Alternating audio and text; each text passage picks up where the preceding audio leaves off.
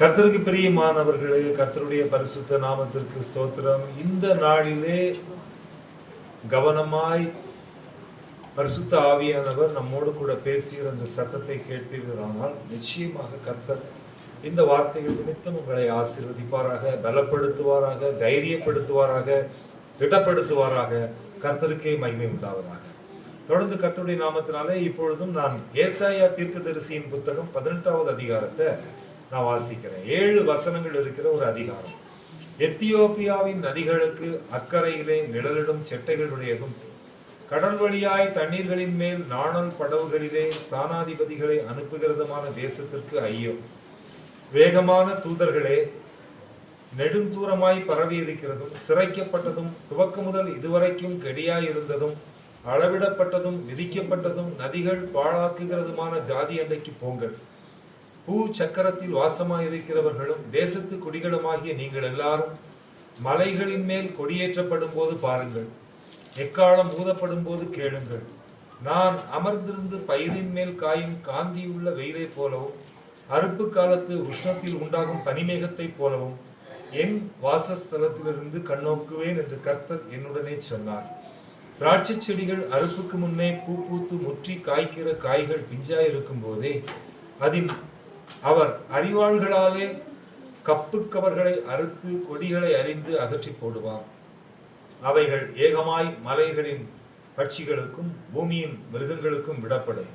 பட்சிகள் அதன் மேல் கோடை காலத்திலும், காட்டு மிருகங்களெல்லாம் அதன் மேல் மாரி காலத்திலும் தங்கும். அக்காலத்திலே நெடுந்தூரமாய் பரவி இருக்கிறதும், சிறைக்கப்பட்டதும், துவக்க முதல் இதுவரைக்கும் கெடியாய் இருந்ததும், அளவிடப்பட்டதும், மிதிக்கப்பட்டதும், நதிகள் பாழாக்குகிறதுமான ஜாதியானது சேனைகளின் கர்த்தரின் நாமம் தங்கும் ஸ்தலமாகிய சியோன் மலையின் சேனைகளின் கர்த்தருக்கு காணிக்கையாக கொண்டு வரப்படும். ஆமா, கர்த்தருக்கு ஸ்தோத்திரம். கர்த்தருக்கு பிரியமானவர்களே, இந்த ஏசாயாவின் புத்தகம் 18வது அதிகாரத்திலே ஒரு தேசத்தை குறித்த ரகசியத்தை பரிசுத்த தேவன் வெளிப்படுத்தி இருக்கிறார். இந்த தேசம் எதுவென்று சொன்னால் எத்தியோப்பியா தேசம். எத்தியோப்பியா தேசத்தை குறித்த ஒரு ஆழமான சத்தியத்தை இந்த ஏசாயாவின் புத்தகம் 18வது அதிகாரத்திலே பரிசுத்த தேவன் நமக்கு வெளிப்படுத்த இருக்கிறார். இந்த எத்தியோப்பியா தேசத்தை குறித்து இங்கே பார்க்கும் பொழுது முதலாவது இந்த 18வது அதிகாரத்தின் முதல் 4 வசனங்கள், அதாவது முதல் 3 வசனங்கள் அந்த எத்தியோப்பியா தேசத்தினுடைய அந்த பலத்தை குறித்தும் அவர்களுடைய அந்த பிரஸ்தாபத்தை குறித்தும் சொல்லப்பட்டதாய் காணப்படுகிறது. ஆனால் பின்பு பரிசுத்த தேவன் அந்த தேசத்திற்கு அவர் செய்த காரியங்களையும் அங்கே இன்றைக்கு வேதத்தின்படி எப்படி வைத்திருக்கிறார் என்பதையும் இந்த அதிகாரம் நமக்கு தெளிவாக விளக்குகிறது. இந்த எத்தியோப்பியா தேசம் எங்க இருக்கு அப்படின்னு பார்த்தாச்சுன்னா, இந்தியாவிலிருந்து கிட்டத்தட்ட 4300 கிலோமீட்டருக்கு அந்த பக்கம். ஆமாம், ஃப்ளைட்டில் போயாச்சுன்னா 6.5 hours ட்ராவல், 6.5 மணி நேரம் ட்ராவலிங் டைம். இங்கே தான் இந்த எத்தியோப்பியா தேசம் இருக்குது. இந்த எத்தியோப்பியா என்கின்ற வார்த்தை வேத புத்தகத்தில் ஆதியாகமம் 2வது அதிகாரம் 10, 11, 12, 13 இந்த 3 வசனங்களை படிங்க. முதலாம் ஆற்றுக்கு பைசோன் என்று பெயர். அது ஆவிலா தேசம் முழுவதையும் சுற்றி ஓடும். அவ்விடத்திலே பொன் விளையும். அந்த தேசத்தின் பொன் நல்லது. அவ்விடத்திலே பித்தாலோகும் கோமேதக கல்லும் உண்டு. இரண்டாம் ஆற்றுக்கு கீகோன் என்று பெயர். அது எத்தியோப்பியா தேசம் முழுவதையும் சுற்றி ஓடும். பாருங்க, இந்த 10வது வசனம் சொல்கிறது, தோட்டத்திற்கு தண்ணீர் பாயும்படி ஏதேனிலிருந்து ஒரு நதி ஓடி அங்கே இருந்து பிரிந்து 4 பெரிய ஆறுகளாயிற்று. 10ல இருந்து படிக்க சொன்னேன். அப்ப அந்த 10வது வசனம் என்ன சொல்லுதுன்னா, ஏதேன் தோட்டத்திற்கு தண்ணீர் பாயும்படி ஏதேனிலிருந்து ஒரு நதி ஓடி 4 பெரிய ஆறுகளாக மாறிற்று. இந்த 4 ஆறுகள், இந்த 4 ஆறுகள்ல 2வது ஆற்றை குறித்து 13வது வசனத்துல சொல்லப்பட்டிருக்கு. படிங்க இந்த 13. இரண்டாம் ஆற்றுக்கு கீகோன் என்று பெயர். அது எத்தியோப்பியா தேசம் முழுவதையும் சுற்றி ஓடும். இந்த எத்தியோப்பியா தேசம் முழுவதையும் சுற்றி ஓடக்கூடிய ஆறு தான் இந்த கீகோன் என்கின்ற ஆறு. அப்போ பரிசுத்த தேவன் இந்த எத்தியோப்பியா தேசத்தின் செழிப்புக்காக, எத்தியோப்பியா தேசத்தினுடைய ஆசீர்வாதங்களுக்காக பரிசுத்த தேவன் ஏதேனிலிருந்து ஆற்றை உண்டாக்கினவர். அல்லேலூயா. பாருங்க, தேவனால் ஆசீர்வதிக்கப்பட்ட அந்த ஏதேன், அங்கிருந்து புறப்பட்ட நதி எத்தியோப்பியா தேசத்தில் ஓடும்படி, இந்த பூமியிலே காணப்படக்கூடிய எத்தியோப்பியா தேசத்திலே அந்த நதி ஓடும்படிக்கு பரிசுத்த தேவன் இரக்கம் பாராட்டினார். பாருங்க, இந்த கீகோன் என்று சொல்லப்பட்டால் பரிசுத்த வேதம் சொல்லுகிறது கீகோன் என்ற ஆறு. இந்த இடத்துல கீகோன் அப்படின்னு சொல்லப்பட்டிருக்கு இல்லையா? கீகோன் தானே போட்டிருக்குது? ஆமா, கீகோன் என்ற ஆறு செழிப்பு, தேசம் முழுவதும் இருக்கிற ஜனங்களுக்கு செழிப்பையும் தாகமுள்ளவர்களுக்கு தண்ணீரையும் கொடுக்கும்படிக்கு பரிசுத்த தேவனால் அங்கே அனுப்பப்பட்ட ஆறு தான் இந்த கீகோன் என்ற ஆறு. அப்போ தேவனால் கொடுக்கப்பட்ட 4 விதமான ஆறுகள், பைசோன், கீகோன், இதக்கேல், ஐபிராத். இதுல கீகோன் என்ற ஆறு எத்தியோப்பியாவுக்கு கொடுக்கப்பட்டது. இந்த கீகோன் என்று சொன்னால் அதற்கு பெயர் மகிழ்ச்சி என்று பெயர். தேவனால் உண்டாகக்கூடிய மகிழ்ச்சிக்கு பரிசுத்த தேவன் இந்த எத்தியோப்பியா தேசத்தை ஆதாரமாக வைத்தார். அது ஒரு மகிழ்ச்சியுள்ள தேசமாக, கர்த்தரால் உண்டான அந்த மகிழ்ச்சியை பெற்றுக்கொண்ட தேசமாக அது இருக்கும்படிக்கு பரிசுத்த தேவன் அந்த தேசத்தை அங்கே சாட்சியாக வைத்தார். ஆனால் இந்த தேசத்தை குறித்து பார்க்கும் பொழுது இந்த தேசத்திற்கு மற்றொரு காரியம் ஒன்று இருக்கிறது. என்னாகமம் 12வது அதிகாரம் 1வது வசனம். என்னாகமம் 12:1.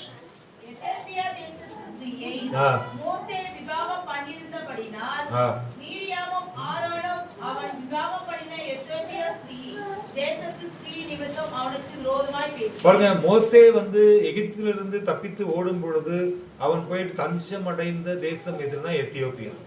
இப்ப எத்தியோப்பியால இருந்து தான் அவனுக்கு பொண்ணு எடுத்திருக்கிறான். மோசேனுடைய மனைவி எந்த தேசத்தை சார்ந்தவள் என்று சொன்னால் எத்தியோப்பியா தேசத்தை சார்ந்தவள். மோசே யார் என்று சொன்னால் இஸ்ரவேலின் தீர்க்கதரிசி. எகிப்திலிருந்து அடிமைப்பட்ட ஜனங்களை கானானுக்கு அழைத்து கொண்டு வருவதற்கு கர்த்தரால் முன் குறிக்கப்பட்ட கர்த்தருடைய தாசனாகிய மோசே. இந்த மோசேக்கு பரிசுத்த தேவன் எத்தியோப்பியா தேசத்திலிருந்து தான் மனைவியை கொடுத்தார். அது மட்டுமல்ல, இந்த எத்தியோப்பியா தேசம் முதலாவது எந்த தேசத்தோடு இணைக்கப்பட்ட தேசமாக இருந்தது அப்படின்னு சொல்லி இந்தியாவோடு இணைக்கப்பட்ட தேசமாக இருந்துச்சு. பாத்தீங்கன்னா எஸ்தரின் புத்தகம் 1வது அதிகாரம் 1வது வசனம். எஸ்தர் 1:1. எஸ்தரின் புத்தகம் 1:1. இந்து தேசம் முதல் எத்தியோப்பியா தேசம் வரைக்கும் 127 நாடுகளையும் அரசாண்ட அகாஸ்வேருவின் போதும். பாருங்க, இந்தியாவில இருந்து எத்தியோப்பியா வரைக்கும் இருக்கக்கூடிய 127 கண்ட்ரிஸ் ஒரே ராஜா, ஒன் கிங் அகாஸ்வேர் அவர் ஆட்சி செய்தார். 127 கண்ட்ரிஸோட ஒரு கிங். அப்போ இந்தியாவும் எத்தியோப்பியாவையும் ஒரே ராஜா ஆளுகை செய்தார். ஒரே சட்டம் இந்தியாவையும் எத்தியோப்பியாவையும் நடத்தினது. அதான் இங்க எஸ்தர் 1:1 நம்ம பார்க்கிறோம். கர்த்தருக்கு ஸ்தோத்திரம். இந்த எத்தியோப்பியா தேசம் ஒரு நாட்களிலே வல்லமையுள்ள தேசமாக, பராக்கிரமுள்ள தேசமாக, பலமுள்ள தேசமாக காணப்பட்டது.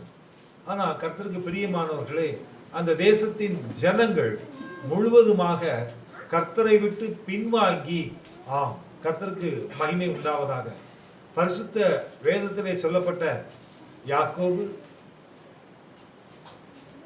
ஈசாக்குக்கு பிறந்த பிள்ளைகள் எத்தனை? ஈசாக்குக்கு பிறந்த பிள்ளைகள் எத்தனைன்னு கேட்டேன். 2 இல்லையா? ஏசா, யாக்கோபு. அந்த ஏசாவினுடைய வழியிலே அவர்கள் பின்பற்றி வந்ததுனால முழுவதுமாக அந்த எத்தியோப்பியா தேசம் அரபு தேசமாக மாறினது. அராமிக் தேசமாக, அரபியர்கள் வாழக்கூடிய தேசமாக, அந்த தலைமுறைகள் எல்லாம் அதை பின்பற்றக்கூடிய தேசமாக மாறி போனது. அந்த நாட்களிலே 2 ராஜாக்கள் 19வது அதிகாரம் 9வது வசனம் படிங்க. 2 ராஜாக்கள் 19வது அதிகாரம் 9வது வசனம்.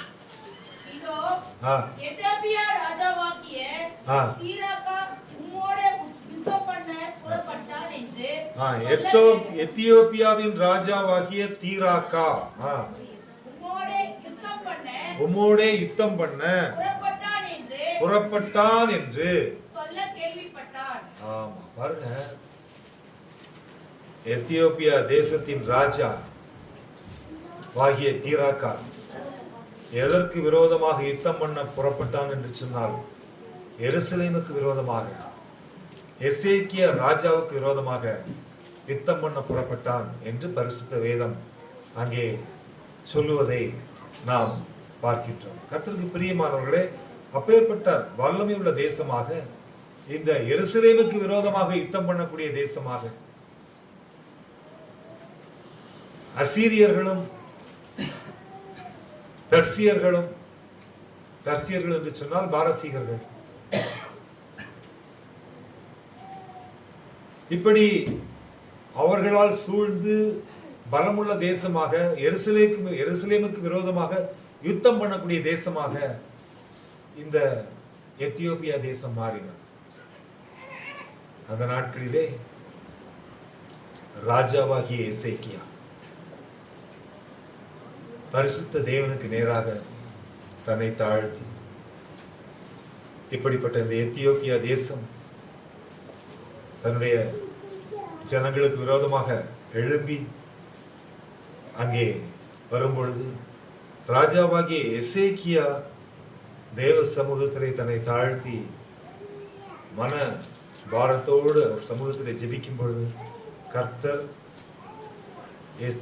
எத்தியோப்பியா தேசத்தாருக்கு விரோதமாக,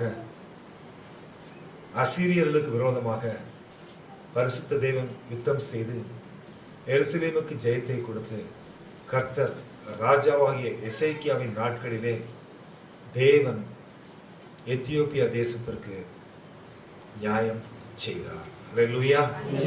ஆமாம், பரிசுத்த தேவன் எப்பேற்பட்டவர் என்பதை குறித்து இந்த நாட்களிலே நாம் பார்த்து கொண்டிருக்கிறோம். இன்றைக்கு நாம் தியானித்துக் கொண்டிருக்கக்கூடிய வேத பகுதி எது என்று சொன்னால், ஏசாயாவின் புத்தகம் 18வது அதிகாரத்தை நாம கொஞ்சம் ஆழமாக இப்பொழுது தியானித்துக் கொண்டிருக்கிறோம்.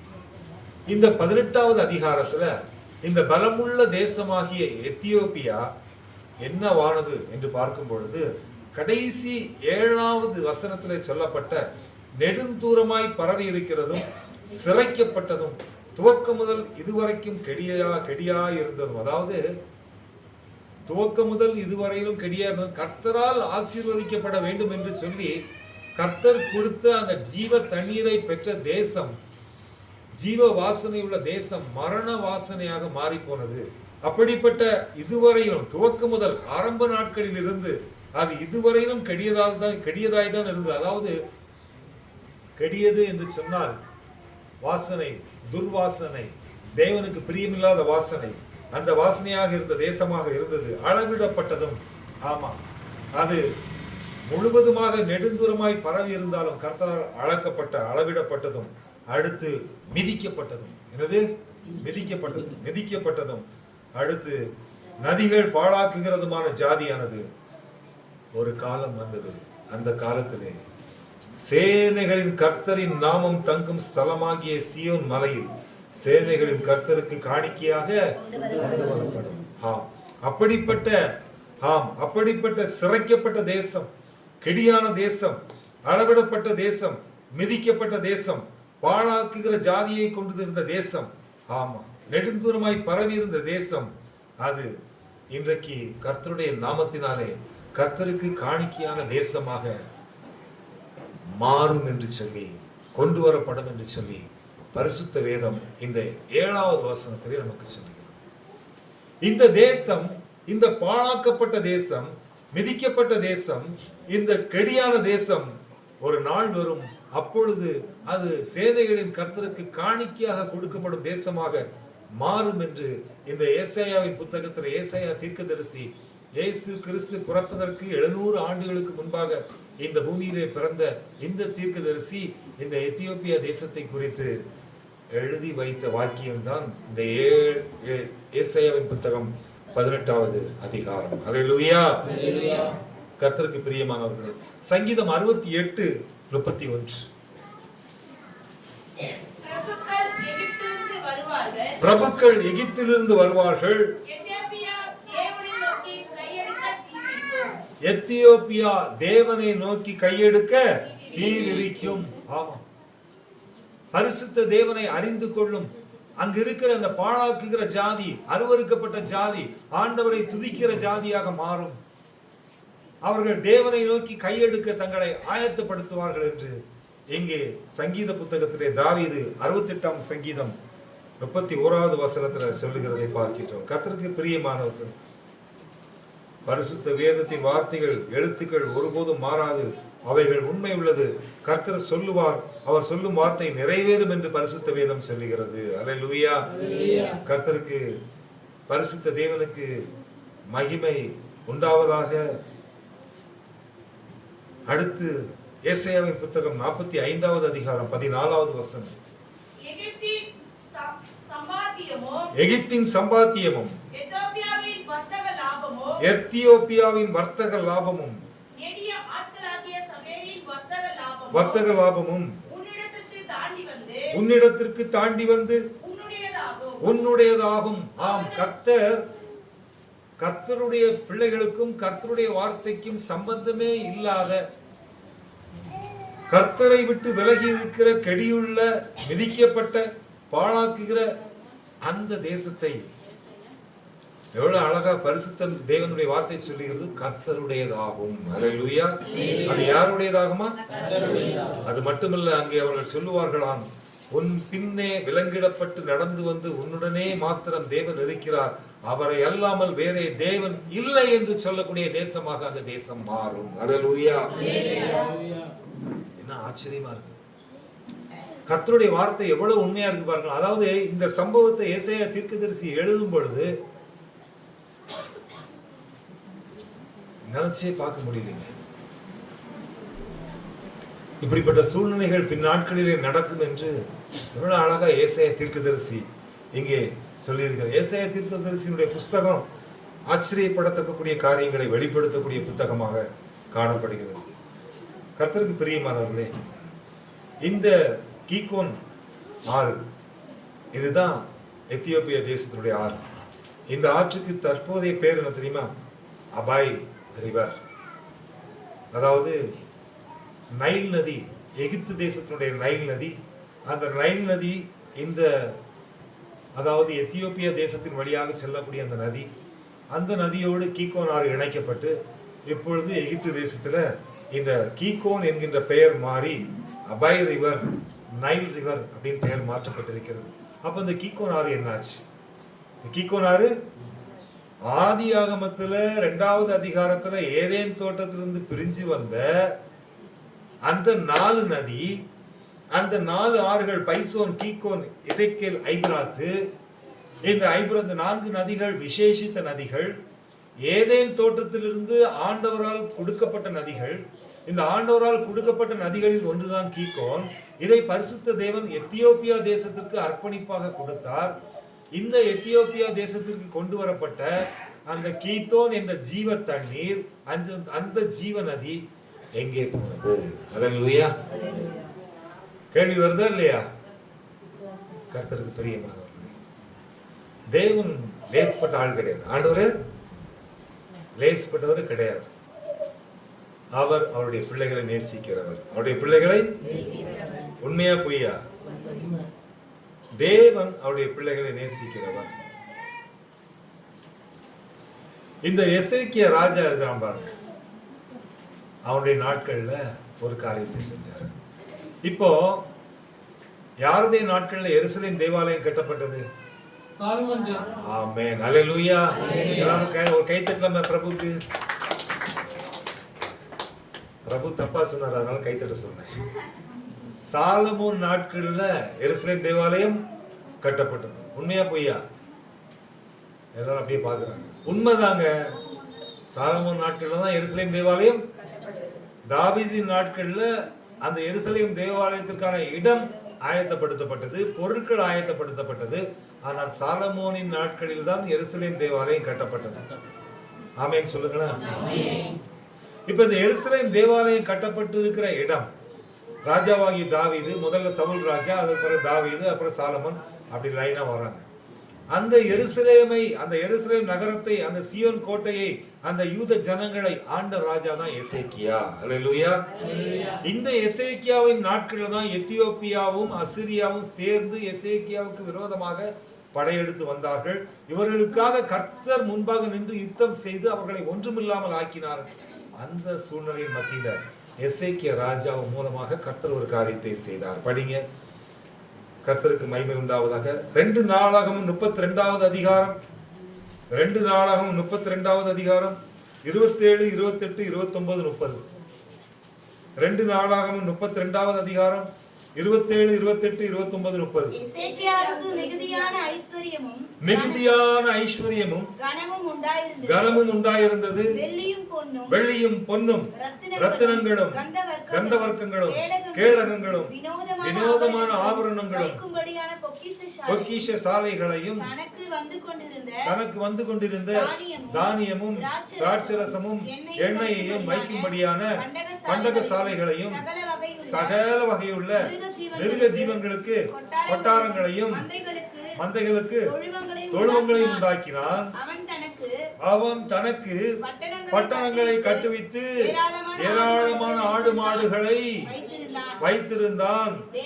தேவன் அவனுக்கு மகா திரளான ஆஸ்தியை கொடுத்தார். இந்த எசேக்கியா யாரு? தேவன் 15 ஆண்டுகள் ஆயுசு நாட்களை கூட்டி கொடுத்த இந்த எசேக்கியா, ஏசாயா தீர்க்கதரிசியின் வார்த்தையை கேட்டு, ஊழியக்காரரின் வார்த்தையை கேட்டு, அந்த ஊழியக்காரருடைய வார்த்தையின்படியே தன்னை ஒப்பு கொடுத்து வாழ்ந்த இந்த எசேக்கியா. இந்த எசேக்கியா ராஜாவுக்காக கர்த்தர் யுத்தம் செய்தார். 1,85,000 பேர் எதிரி நாட்டு படை வீரர்களை கொன்று குவித்தார். பரிசுத்த தேவன் தன்னுடைய தூதனை அனுப்பி இந்த எசேக்கியா ராஜாவுக்காக. இந்த எசேக்கியா கீயோன் என்னும் ஆற்றிலே அணை கட்டி, கர்த்தருக்கு பிரியமானவர்களே, ஆதியாகமத்திலே சொல்லப்பட்ட கர்த்தரால் ஆசீர்வதிக்கப்பட்ட ஏதேன் தோட்டத்திலிருந்து புறப்பட்ட அந்த 3வது ஆறு, அங்கே கீகோன் என்று சொல்லப்பட்ட அந்த கீயோன் என்ற ஆற்றிலே அணை கட்டி அதன் தண்ணீரை மேற்கே இருந்து தாழ தாவீதின் நகரத்திற்கு நேராக திருப்பினார். அல்லேலூயா. இப்போ கர்த்தருடைய ஆசீர்வாதம், அவரால் உருவாக்கப்பட்ட அந்த ஆசீர்வாதமான ஜீவ தண்ணீர் இப்பொழுது எத்தியோப்பியாவுக்கு செல்ல வேண்டிய அந்த ஜீவ தண்ணீர், தேவனுடைய ஏதேனின் ஆசீர்வாதங்கள் எருசலேமுக்கு நேராக திருப்பப்பட்டது. அல்லேலூயா. எத்தனை பெரிய காரியத்தை இந்த எசேக்கியா ராஜா மூலமாக பரிசுத்த தேவன் செய்தார். அல்லேலூயா. கர்த்தருடைய பிள்ளைகளுக்கு விரோதமாக ஒரு தேசம் எழும்பும் போது அது கர்த்தருடைய ஆசீர்வாதத்தை இழந்து போன தேசமாக மாறுகிறது. எத்தியோப்பியா தேசம் கர்த்தருடைய ஆசீர்வாதத்தை, ஏதேனின் ஆசீர்வாதத்தை இழந்து போன தேசமாக மாறினது ராஜாவாகிய எசேக்கியாவின் நாட்களில். அல்லேலூயா.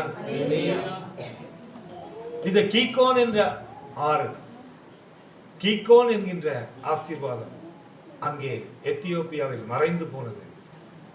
இன்றைக்கு அந்த எத்தியோப்பியா தேசத்திலே காணப்படக்கூடிய நதிகள், சொல்லப்பட்ட நைல் நதி மற்றும் அபாய் நதி, இவைகள் தான் இன்றைக்கு எத்தியோப்பியா தேசத்திலே சென்று கொண்டிருக்கிறது.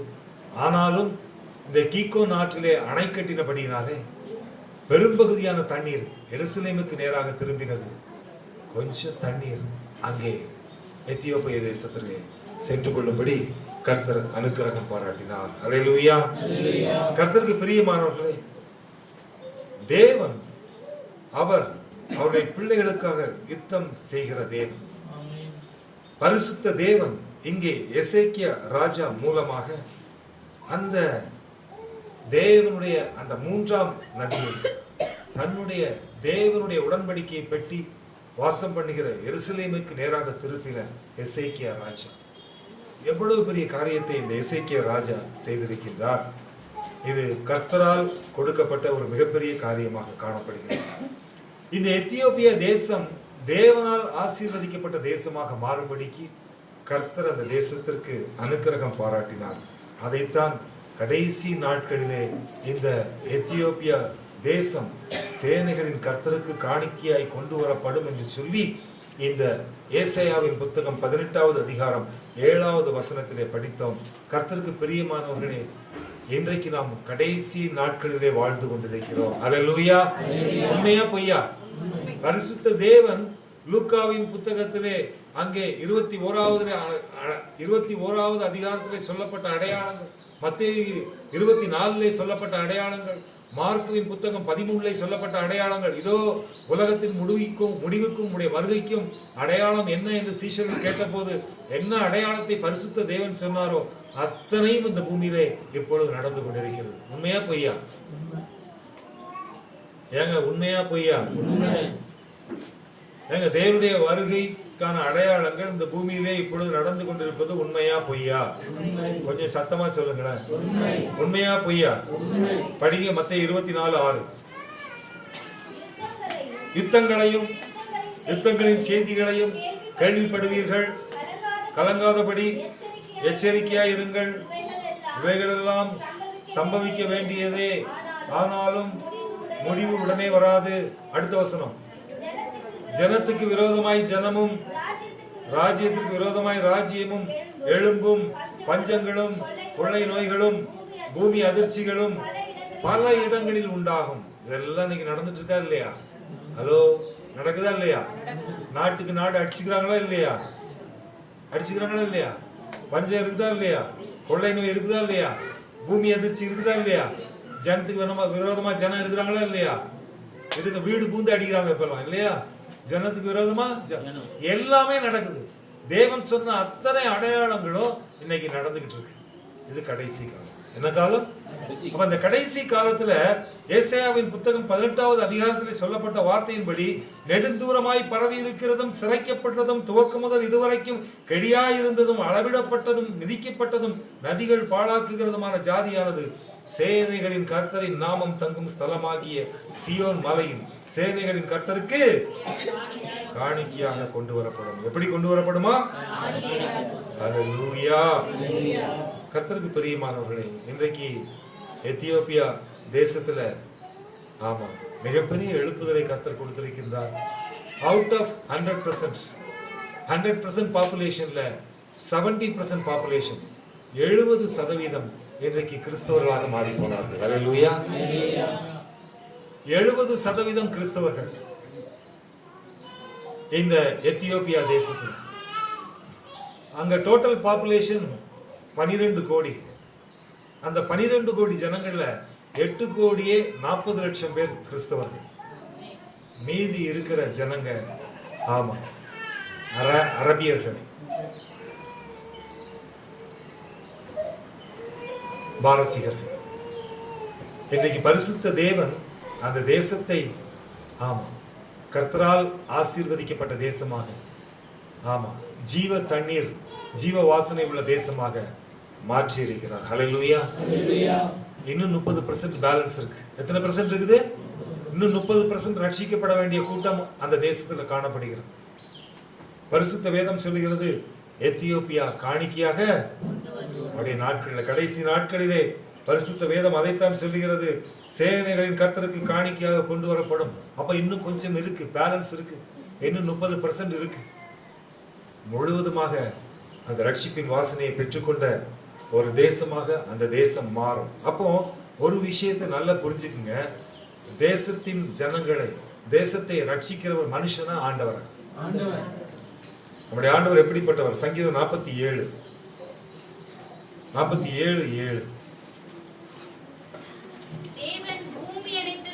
தேவன் பூமி அனைத்திற்கும் ராஜா. நம்முடைய ஆண்டவர் எதுக்கு ராஜா? நம்ம இந்தியாவுக்கு ராஜா மோடி. இது மாதிரி ஒவ்வொரு குட்டி குட்டி நாட்டுக்கு ராஜாங்க இருக்கிறாங்க. ஆனா என்டையர் வேர்ல்டு, என்டையர் எர்த், அந்தரத்துல தொங்கிட்டு இருக்கிற அந்த பூமிக்கு ராஜா யாரு? தேவன், பரிசுத்த தேவன், கர்த்தராகிய இயேசு கிறிஸ்து. தேவன் பூமி அனைத்திற்கும் ராஜா. அவர் நினைச்சாதான் ஒரு தேசத்தை அவருடைய தேசமா மாற்ற முடியும். அல்லேலூயா. தேசத்தை ரட்சிக்கிறவர் தேவன். அதைத்தான் இந்த பரிசுத்த வேதம் சங்கீதம் 47:7 சொல்லுகிறது. இப்ப 47:2 படிங்க.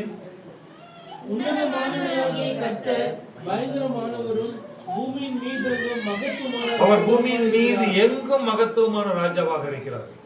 அவர் பூமி அனைத்துக்கும் மட்டுமல்ல, பூமியின் மீது எங்கும் மகத்துவமான ராஜா. அது மட்டுமல்ல, 3வது வசனம் படிங்க.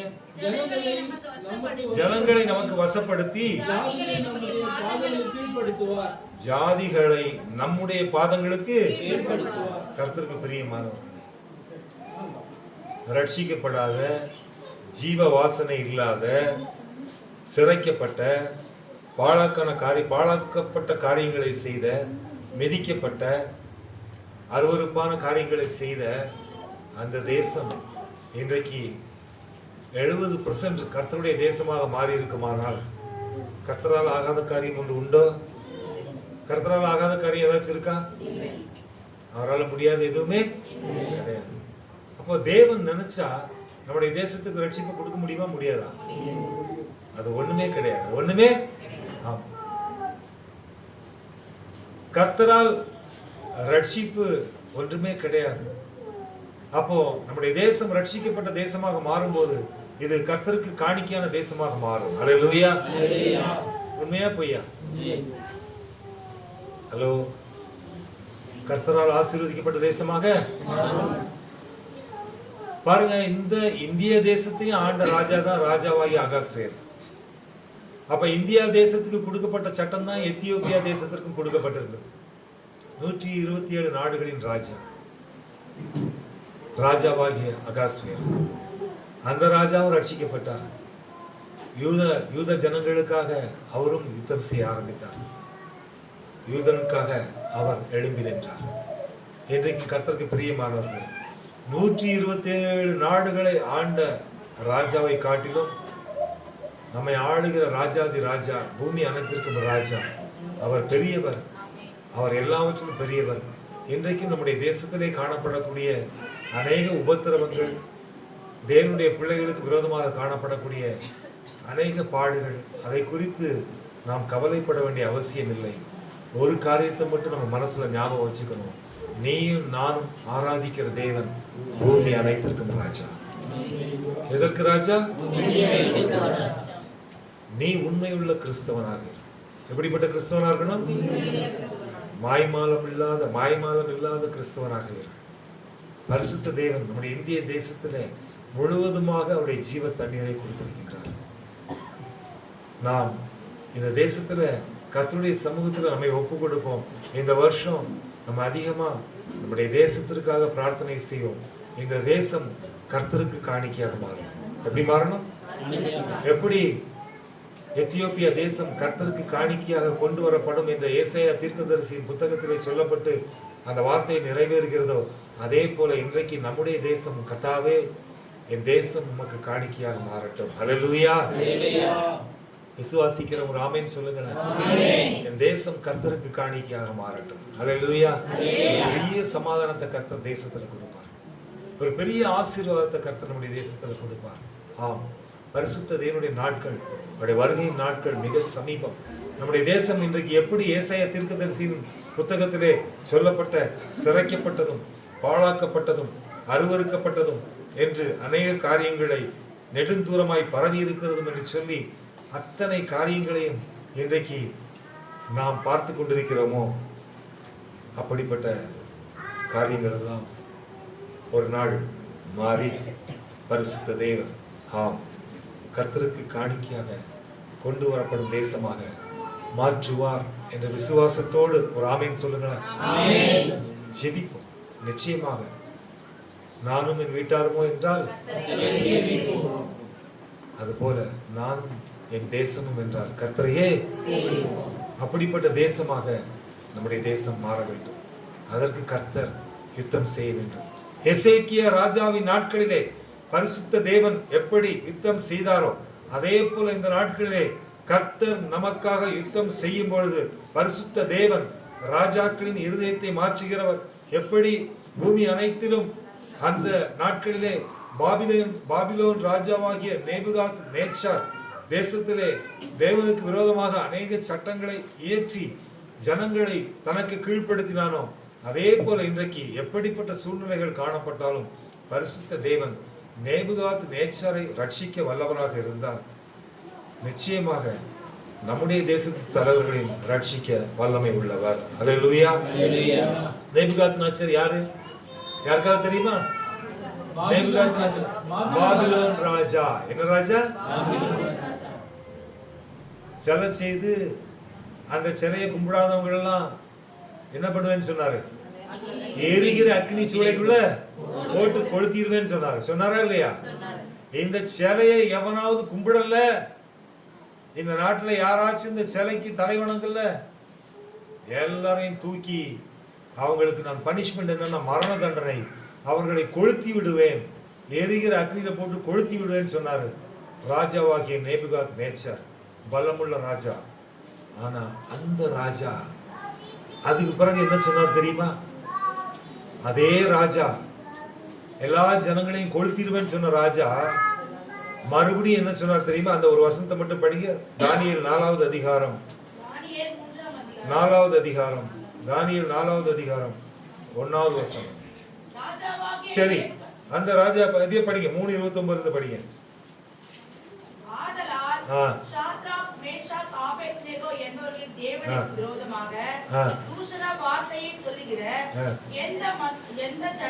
எந்த ஜனத்தானும் எந்த ஜாதியானும் எந்த பாஷைக்காரனும் துண்டித்து போடப்படுவான், அவன் வீடு எருக்களமாக்கப்படும் என்று என்னாலே தீர்மானிக்கப்படுகிறது. இவ்விதமாய் ரட்சிக்கத்தக்க தேவன் வேறு ஒருவரும் இல்லை என்றான். இவன் யாரு சொன்னது? யாரு? கொன்னு போடுவேன் அப்படின்னு சொன்னான். யார? சிலையை கும்பிடலன்னா, சிலையை கும்பிடலன்னா கொன்னு போடுவேன்னு சொன்னான். இப்ப என்ன சொல்றான்? நீ ஏசாமியை கும்பிடலன்னா வெட்டி போடுவேன் அப்படிங்கிறான். எப்படி இருந்தாவன்?